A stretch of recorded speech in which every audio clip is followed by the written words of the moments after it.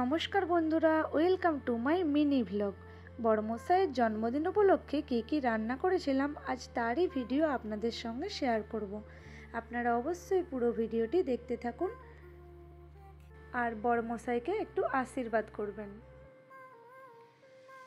এখানে প্রথমেই আমি দিয়ে দিয়েছিলাম সাদা ভাত আর জল, যেটা দিতেই হয় সবাইকে। আর এখানে দিয়েছিলাম বাড়িতে বানানো এক পিস কেক আর পায়েস। এরপর দিয়ে দিলাম লেবু আর একটি বেবি পেঁয়াজ, আর দিয়ে দিলাম বাটা মাছ ভাজা, আর বানিয়েছিলাম 2 পিস মাছের ডিমের বড়া।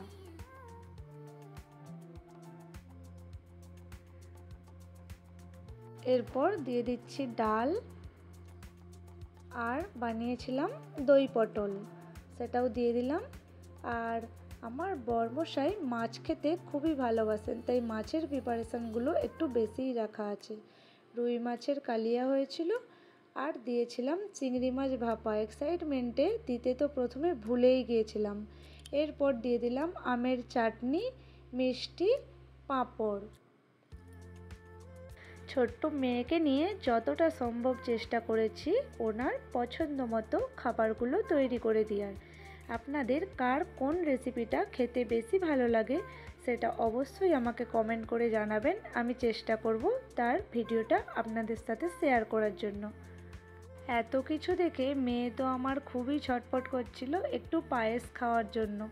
আসলে জন্মদিনটা যে কার সেটা বোঝা বড়ই মুশকিল, তাই প্রথমেই আমার বরমশাই ওকে একটু পায়েস খাইয়ে দিচ্ছিল। বাবার জন্মদিনে মেয়েই না হয় প্রথম পায়েসটা খাক, হলেই আমরা সবাই খুশি। ওরা ততক্ষণ খেতে থাকুক, আর আপনারা অবশ্যই কমেন্ট করে জানাবেন আমার এই ভিডিওটি কেমন লেগেছে আপনাদের। যদি ভালো লেগে থাকে তাহলে লাইক, কমেন্ট ও শেয়ার করতে ভুলবেন না। আজ তাহলে এই পর্যন্তই। ভালো থাকবেন, সুস্থ থাকবেন। ধন্যবাদ।